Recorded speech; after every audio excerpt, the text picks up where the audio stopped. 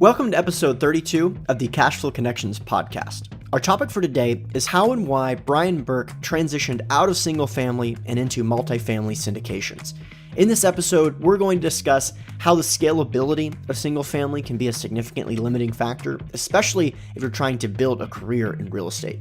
This is something that comes up a lot in investor circles. Even if you are the best single family operator in the world, it can still be challenging to own more than 10 homes, for example. And you don't really get to take advantage of some of the economies of scale that go along with commercial real estate and single family as well. We're going to talk about how our guest was able to reposition his strategy in order to take advantage of the opportunity in commercial real estate all across the United States. Of course, part of that is due diligence. So we're going to discuss some of the items on our due diligence checklist here when analyzing out-of-state properties, which is something that this team has been able to achieve at quite a high level. And we're going to review how our guest found an absolutely screaming deal in a very competitive market, as well as some of the details of that transaction. All right. Now, I know I have withheld this for a little bit too long. The holidays got in the way, etc. But if you have been patiently waiting for the new CRE due diligence ebook, it is now ready for your reading pleasure. All you have to do is sign up for the CFC website as an accredited investor, and I will automatically send you a free copy. Now, of course, if you already have an account with CFC, just shoot me an email at hunterthompson@cashflowconnections.com. Be happy to shoot you a free copy as well. However, if you don't yet have an account and you're interested in reading some of the key takeaways for CRE due diligence, please make sure to go to cashflowconnections.com and sign up as an accredited investor. Once you do that, I will make sure to send you a copy of this brand new ebook, which is a transcription from episode 1. Okay, I hope you enjoy the episode. How's it going, everyone? Today we have Brian Burke, who is the president and CEO of Praxis Capital, which is a privately owned real estate investment company. Praxis manages active syndications for the acquisition of single-family houses, multifamily, and opportunistic residential assets in U.S. growth markets. Since he started in 1989, Brian has managed over 700 properties, including over 1,500 multifamily units. He has overseen more than $300 million in debt and equity for Praxis acquisitions, and their current portfolio exceeds $150 million worth of real estate under management. Brian is also a frequent speaker at real estate forums, including family offices and wealth management conferences. He is the co-host and real estate expert on the Fox News radio show, The Best of Investing. So, Brian, really honored to have you on. Thanks again for coming on. It's a pleasure to be here. Thanks for having me. Absolutely. So, before we jump into kind of the topics, I'm really interested to get your perspective, particularly as it relates to residential and multifamily over the U.S. right now. Let's talk about, big picture. Tell us a little about your background and how you got introduced to real estate in the first place. Well, I started in real estate, as you said, back in 1989, and I was barely out of high school then. And, I bought a single family home with the intent of renting it to my mother, and she had no place to go. So it was, I didn't even own my own home. And it was an interesting experiment, both in real estate and family dynamics, and certainly one I wouldn't want to repeat, but it introduced me to the concept of investing in real estate. And it seemed like something that was really a great way to build wealth over the long term and provide some financial security in my later years. So once you get started in this business, it's kind of hard to stop. So just kept going with it. And a few years later, started doing flips, and then you did a number of single family flips over a few year period. And at the time, I was working full time in law enforcement, and I eventually got to the point where my real estate business, or I should say my job, was getting in the way of my real estate business, and it came time to hang that up. So when I did that, I started up a little investment fund. I told all the guys at the police station that I put in my 2 weeks notice, and I'm going to tell you what I'm doing in real estate. And I got a bunch of guys that invested with me. And as I say, I ended up coming out of a meeting with 28 investors with guns. So I learned how to do this business right from the get-go, because my life was literally at stake, and I had a great time doing it, and continued through the single family flip business for a number of years. I've now done over 650 of them, and we've just grown the business from there. We started in 2011 buying single family homes as rentals. We did a large rental pool here in Northern California's Bay Area that we're selling out of right now, and and then we turned our focus to multifamily, where we've been really successful, and that's our core business now, is investing in value add multifamily real estate all over the U.S. Got it. So when you, let's say, go back to 2011, because I'm definitely interested in that transition. When you started in 2011 or so, syndicating real estate, residential real estate, what was your bread and butter purchases back then? How are you identifying those opportunities? In 2011, we were kind of doing two strategies at that time. This was kind of in California, it was the heat of the real estate crisis, was from about 2008 through 2011. So at that point in time, we were buying, fixing, and reselling about 100 houses a year here in the San Francisco Bay Area. And then in addition to that, we were raising money to acquire multifamily properties in Texas. And we were just acquiring mostly foreclosed or in foreclosure multifamily assets in the core Texas markets, pretty much 100 and 120 units and up was our bread and butter, buying them, fixing them up, increasing rents and increasing operations and holding. Okay, got it. And so when did you start to make that transition into multifamily then? It was right around 2011. So we were kind of Okay, doing three things at once at the time. We were really deep in the flip business, but the thing is that we knew it was a limited lifespan opportunity. There was, sure. foreclosures at a high volume were a unique dislocation in the market. And we knew that, all right, in a couple of years, this party's going to be over. What's next? Let's get geared up for that. And that's when we started buying our single family rentals in 2011. And that's when we started buying multifamily in earnest in 2011. Okay, got it. Sorry, I missed that. This is the first time you said it. So when it comes to single family, how many properties do you currently own under management at this time in the single family sector? We've probably got about 60 or 70 left, somewhere in that range. We'd collected around 120, and we started selling last year, and we're about a third to half the way through that process. Okay, got it. So these were buy and hold properties that you're now kind of exiting out of, these particular ones that you have. Tell us a little bit about the sentiment of the market right now. I mean, obviously you're net sellers, but where is that coming from? Where are you seeing the opportunity if you're cycling out of the California, particularly in the Bay Area with residential? Yeah, for us, it wasn't so much of an investment as it was a trade. We saw that the market was at a bottom, an absolute bottom in 2011. It bounced off the bottom in 2000, late 2009, early 2010. And then it did a double bottom in 2011, and that's when we recognized, we had a true floor. The fundamentals supported, upside in pricing, and we made a prediction in 2011, and it was a bold one. We predicted that the housing prices would double over the following 5 years, and people told us we were crazy. We heard all kinds of things like "you're wrong." But, we stuck to our guns. We believed in our thesis. That's when we started acquiring those rental homes. And by God, here we are 5 years later, and the housing prices have literally doubled. So the trade that we set out to execute had fulfilled our objective. And that's why we're now net sellers. Okay, got it. And just out of curiosity, what metrics were you kind of looking at to determine that 2x in the 5-year period? We were looking at housing demand, lack of construction, historical home prices and where things had been, and just making some predictions on where we thought things could go. Sure. Sure, definitely. And do you think that the opportunity in California, it from a lot of people that I look at a lot of data, it seems to me to be that California, the mentality in the market is kind of changing. The demographics are changing. There's a lot of negative data coming out about income as well as people moving out of the state.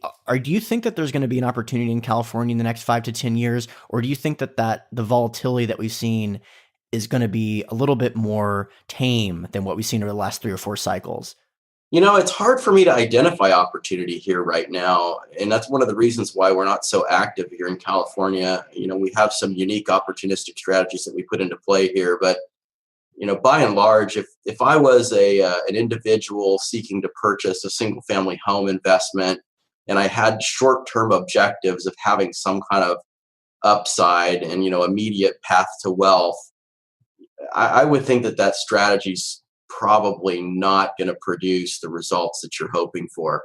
If you're looking at buying something today with the hope of holding it for 30 years and paying it off and having that give you retirement income when it's owned free and clear from rentals, I think that strategy is sound. I think it builds wealth. It's a long-term strategy, and you're going to have to accept the volatility in the market that will transpire over that hold period. So you got to make sure you have positive cash flow and can absorb, some economic hits. So I don't see a lot of real opportunity, but there is some, kind of long-term upside.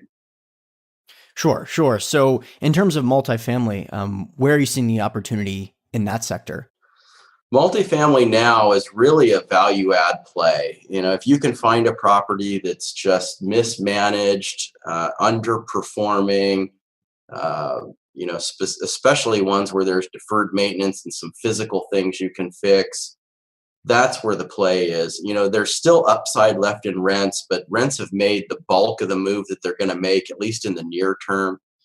So, you can't rely on, 10 to 15% year over year rent growth to be a way to, build additional value into the property by increasing NOI through, natural rent growth. Instead, you have to force that growth and be able to take an underperforming asset and bring it up to its full potential. So it requires a lot of additional work, and you got to be willing to put that work in if you want to see the upside.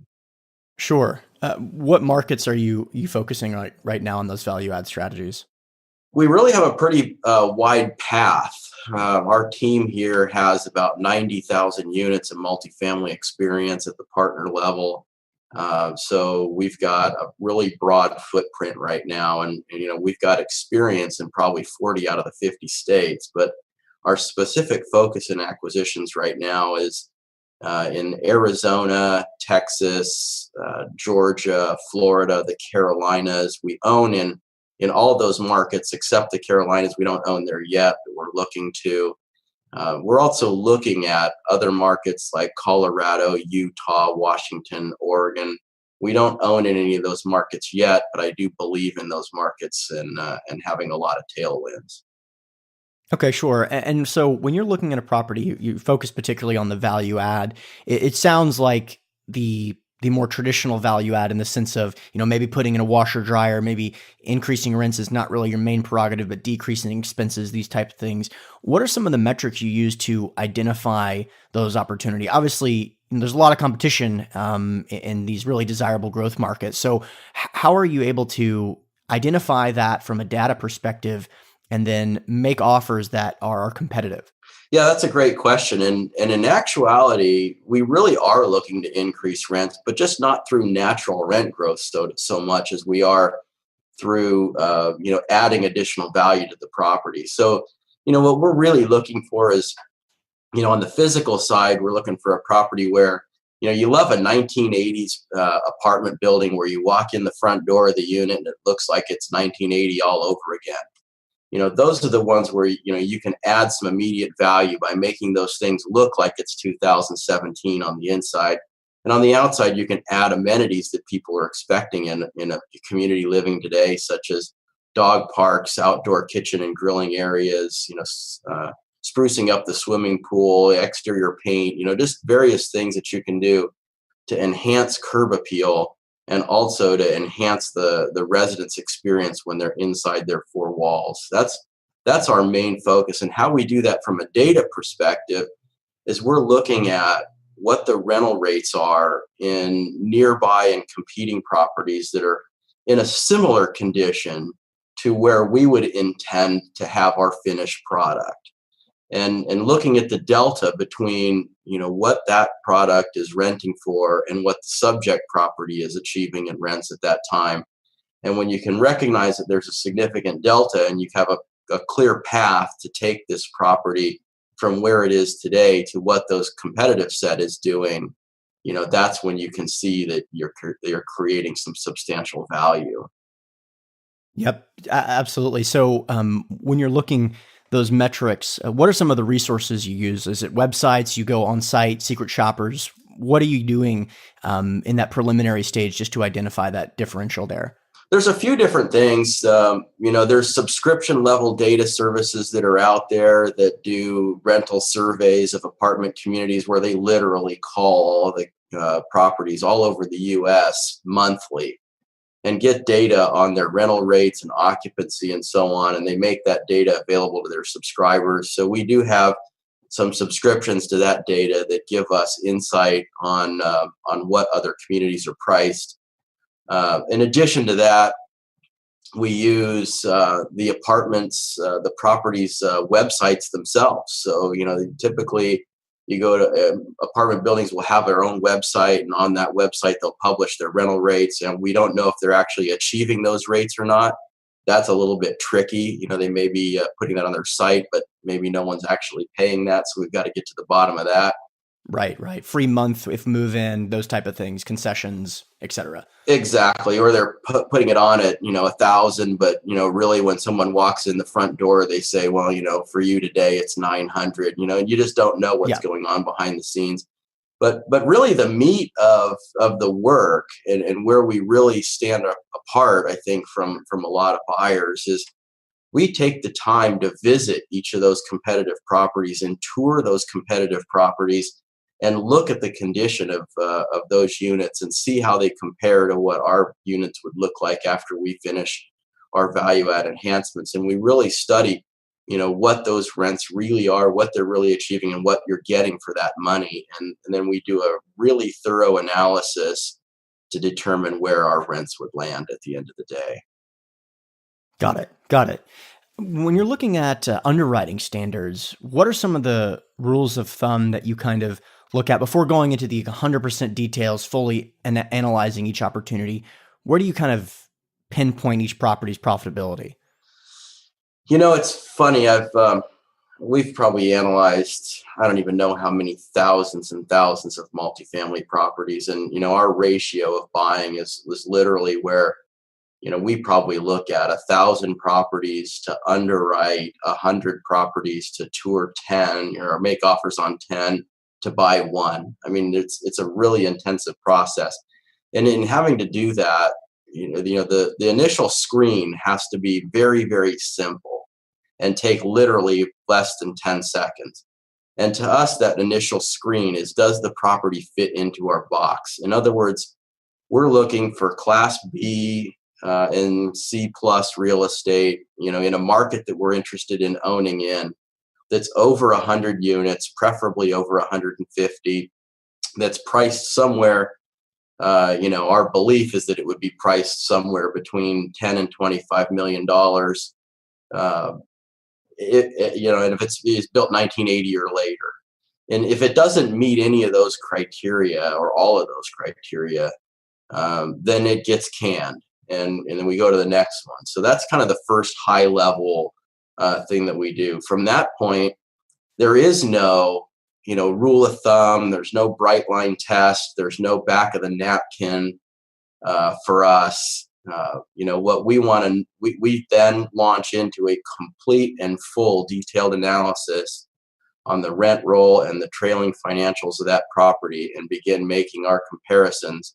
And we literally analyze on a very detailed level every one of those properties that fits into our box. And they don't get ruled out until such time that we've done that full analysis and realize that there's not enough upside for us. And you'd think there's a more efficient way, but there's really no way to do it without having things slip through the cracks. Yep, that makes total sense. And by the way, I mean, looking at that amount of deal flow, that's just a tremendous amount of work that you guys must be doing. When you pull financials, do you pull the trailing 12? What do you focus on? The trailing 12, trailing 3 years? What's kind of your rule there, or all of the above? All of the above. We have a very sophisticated model, and so we look at. We actually do a line by line. We recategorize, I should say, all of the income and expense items into a format that is consistent among every property that we're evaluating. So, we may take a detailed trailing 12 from a buyer and move their line items around to fit the categories of the way we underwrite. And then we do a line by line, side by side comparison between the property's trailing 12 performance, trailing 3-month annualized income with trailing 12 expenses, the broker's pro forma, and then our own analysis of where we think that those income and expense items are going to be. And we compare each of those side by side to make decisions based upon all those different factors, plus our operating history of our other properties and our experience to figure out, what those income and expenses will be once we take title.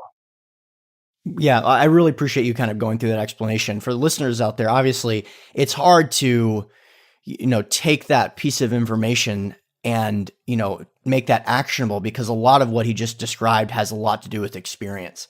And so it's challenging to, base just that assumption on where you can buy a property, but at the same time, that's the entire process, right? So it's interesting. So you really just have to do this stuff in order to accomplish it. You just have to look at the financials, look at the broker's pro forma, and make assumptions, and then close deals and see how things play out. And that is the only way you're going to learn how to do it, to be honest. So I appreciate you going into that level of detail. I want to get an idea of kind of your most recent property. Could you walk us through what the most recent property was that you purchased, and just a little bit of details as far as the age of the property, the thesis, et cetera? Yeah, we our most recent closing was about a month ago. We bought 232 units in Tampa, Florida. The property was built in 1986.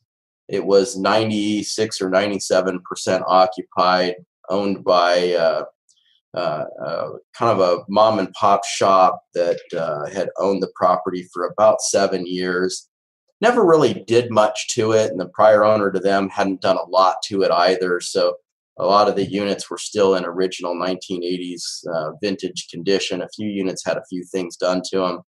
The exterior looked pretty good, but the interiors just needed quite a bit of help. We purchased that property for just under $19 million. And about 2 or 3 weeks before we were set to close escrow, Hurricane Irma blew through right in the middle of when we're raising capital for the deal. And imagine, you've got all your investors that are considering investing in this opportunity. And now there's a hurricane bearing down, ready to, impend mass destruction upon the state if you followed what the news was saying. So it was kind of an interesting and trying time. It just kind of goes to show that these things never go according to plan. They never go smoothly, and you have to be prepared for almost the unthinkable. At the end of the day, the hurricane would pass by. There was no damage. Investors ended up getting comfortable, and we got the deal closed on time. So it was a really fun experience if you like to be challenged. Totally. Did you mention the cost per door on that one? Yeah, it was about 19 million. So I think it was around 80,000 a door, somewhere in that range. And, which, was a pretty darn good deal considering that, just a couple miles away, a very similar property came on the market while we were in escrow for 120K a door, which, it made us feel a lot better about our purchase. That's for sure. Wow, that's pretty screaming. That other property that came on the market with this similar vintage? Similar vintage, similar layout, similar unit count, everything. I mean, we went to go look at it because we thought it would be a great addition to the portfolio. And then when we found out what the seller was targeting on price, we were just we were blown away. It was a great example to our investors of what the potential was for the performance of our investment. Absolutely. And you mentioned that the value add is really coming from a lot of those interior renovations, really bringing the property up to the 2017, 2018 standards. How much rental increases do you think are going to be derived from those renovations and increases? Well, it's funny. The first part of what you just said is what we thought. We thought the value add was really going to come from interior renovations and bringing the rents up. And we forecasted that we'd be able to bring those rents up about $275 from where they started. Which in apartments that average $900 a month. Or yeah, that's really significant. That's a significant jump. Yeah, almost unheard of. And as some of our investors were like, "Yeah, right. How do you think you're going to get those rents?" And we're like, "Well, the comps support that." Wow. And, we're going to do a nice job. We're going to spend $6,000 a unit, and we're going to achieve this, $275,000 rent bump. And, we believe that we can do it. And so that's what we thought the thesis was. Well, in the subsequent 30 days, we found out that we kind of missed the mark a little bit. We haven't even started our renovation yet, and we're already renting out units at our fully renovated price. So it's become apparent now that there's even additional upside beyond what we had even imagined that there would be. So, we captured this upside with just, better management and that sort of thing. So it was pretty incredible. Wow. That sounds, that is a very unique profile, given where we are in the cycle. That's great to hear. That's awesome.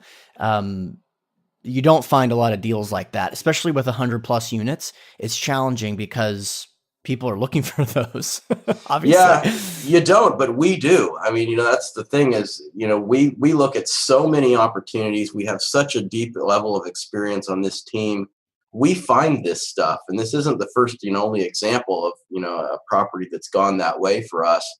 It's just a matter of being very patient, waiting only for the right opportunities and then executing very, very well. And that last piece is probably the most underestimated component, is that people think that, I can just buy this property and, I'm going to be able to do what everybody else is doing.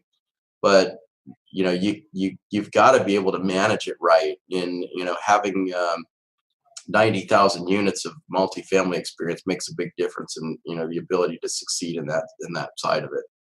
Totally. And I agree completely when you said, it makes sense from a big picture perspective. You understand the thesis, but the execution, not only is it the people put less credence to it, it's also by far the most important.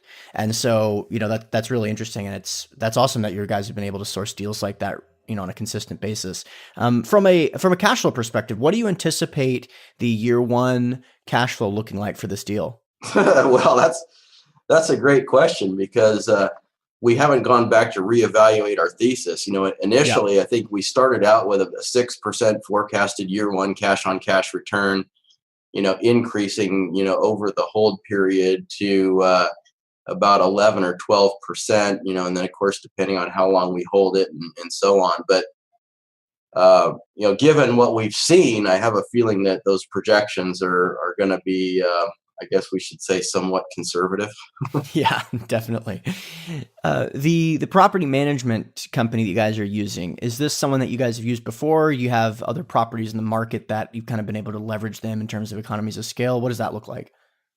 Well, in the past, we'd been using third-party property management companies that we'd been working with for a significant period of time. When we recently expanded, we were pretty much focused only on the Texas markets up until about a little over a year ago, when we started turning our attention to maybe 2 years ago to other markets. And in our efforts to expand, we've now expanded our team internally, and now we've created our own management company. We've gone vertically integrated. So, we now have the CEO of the management company, our wholly owned management company, came here with 37,000 units of multifamily management experience, had started up national multifamily management platforms 6 times for some major players. And he's come on board our team, and that's changed the game for us. We've now been able to take that management in-house, and now we've captured 100% control of our own destiny, and that's made a substantial difference in our business. Totally. I like hearing that a lot, especially since you guys have such a wide net in terms of where you're focused from a market perspective. Let's talk about the debt briefly on these properties. Obviously the debt is an important part of any of these investments, particularly late in cycles. What does the financing look like on that deal in Tampa? Our financing frequently looks pretty much the same. So we use agency debt, which is Fannie Mae and Freddie Mac. I think that on the Tampa deal, we had Freddie Mac was the winner. We put those two agencies against one another, and we take the one that gives us the best pricing and terms. So we finance 75% of the purchase price which we forecasted to be about 55% loan to value year 2 after we've accomplished about half of our renovation. The interest rate was about 3.5% roughly. We tend to use floating rate debt, which may come as a surprise to people that see a low interest rate environment and maybe seeing some long-term advantage to, locking in a low interest rate. Those tend to come with very onerous prepayment penalties that for a strategy like ours doesn't work. I always tell people that, we're not buying to flip and we're not buying to hold, we're buying to watch. And what we do is we acquire, we improve, we bring up the income, and then we watch the market for the optimal point to exit that property. And that exit point might be most optimal in year 3. It might be most optimal in year 5. It might be year 7. It might be year 10. Floating rate debt allows us the flexibility to execute that strategy and exit any time that we feel that is the optimal point without the fear of having to pay $1 million or $2 million in yield maintenance or defeasance costs to get out of the debt. So we focus pretty much exclusively on floating rate debt to allow us that flexibility. Yeah, thank you for going into the details there. We actually, that's something we haven't talked a lot about is taking advantage of those flexible rates, but makes sense, especially given your strategy. And you just mentioned your exit strategy is to sell. It's just a matter of really when and for what price. When it comes to praxis generally, would you say that capital raising or deal sourcing, where do you sign on those two sides of things as far as spending most of your time? Well, that's a great question. We dedicate a lot of time to both. They're both equally difficult. It's difficult to find quality real estate to acquire that has the ability to generate a successful business plan and a return that's going to attract capital. That's difficult in its own right, but it's also very difficult to grow a base of investors, $100,000 at a time or $250,000 at a time or whatever the case may be. So, as a growing real estate firm, we're always looking for new investors to expand our investor base. And, I was speaking at a conference recently, and, the guy putting the conference together asked me, he's like, what's the one thing you need most in your business? And I said, well, more investors. And he's like, really? What do you mean? You just raised $17 billion. Why do you need more investors? And I said, because I just raised $17 million. Right. Totally. You've got to continue to, recharge the well, so to speak. So we have a senior vice president of investor relations here on our staff. His name is Bob Dreer. He's his sole focus, 100% of his schedule is dedicated to communicating with new and existing investors. And that's all part of the business. You can't buy real estate without money. You can't raise money without real estate. And you wouldn't go shopping at Macy's with your credit card if you didn't know what your credit limit was. So you need to know what you've got in an investor base out there. And that's what we're always focusing time on. Awesome. So, just a couple of questions that I wanted to wrap up with. Do you have any advice that you could give to some of the listeners out there? So maybe some new real estate entrepreneurs that are just getting started. Anything like a key takeaway? I think the key takeaway is set your expectations properly. Don't go into this business thinking this is a get rich quick scheme where you're going to go and start, from absolute zero, never having done a real estate deal, and you're going to go out and buy a 250 unit apartment complex and become a millionaire. I mean, that's what I thought was going to happen when I started in this business. And it took me 20 years to buy an apartment complex that was something that big. And certainly it doesn't have to take you that long. You could do a much better job than I did in ramping up your business. But set your expectations correctly so you don't disappoint yourself and give up too soon. Because if you keep at it, eventually you're going to accomplish your objective. What people don't do is keep at it. And that's where people fall short. Yeah, I think that's great advice. What are you most excited about for the future in real estate or otherwise? Well, it seems like from the time I get up until the time I go to bed, all I think about is real estate. So I better stick to that topic because I'm not an expert in anything else. Sure. I think the thing that excites me the most about real estate is the opportunity for us to continue to grow. I think that in the long term, real estate is the best investment out there. I think it's a great place for people to invest their capital. I think it's a great place for firms like us to use as a vehicle to assist people in achieving their financial objectives. And I think that long term, there's a really good fundamental basis for real estate to hold up very, very well in a climate where other investment classes have a lot of unknowns. And given that I think our first objective is to protect downside risk, I feel really good, and I'm really excited about real estate's potential to do that if you do real estate right. Awesome. Well, Brian, thanks again. Do you want to just briefly tell investors how to get in touch with you or where they can find more about you? I think the easiest way is to start at our website, which is praxcap.com. It's P as in Paul, RAXCAP.com is short for Praxis Capital. That's probably the best place to start. You can see some case studies about some of the properties that we've acquired and what we've done with them, and kind of follow where they were to where we took them. And there's also contact information on there to get in touch with us or speak with Bob or any of those kinds of things to learn more about what we're doing here. Perfect. Well, Brian, thanks again for coming on. Really appreciate it. Absolutely. I really appreciate you having me on. Thanks so much for the opportunity. All right, listeners, thanks for checking out the episode. As always, the contact information for our guest will be available in the show notes page, which is hosted on SoundCloud, iTunes, and Stitcher. Don't forget, if you want access to some of the free goodies that I'm talking about at the beginning of these episodes, like free ebooks, weekly investor emails, and articles about some of the most important investment-related topics, make sure that you have created an account with CFC because this stuff is automatically available. You can do this by going to cashflowconnections.com and signing up as an accredited investor. Of course, if you have any questions, feel free to email me at hunterthompson@cashflowconnections.com. Thanks again.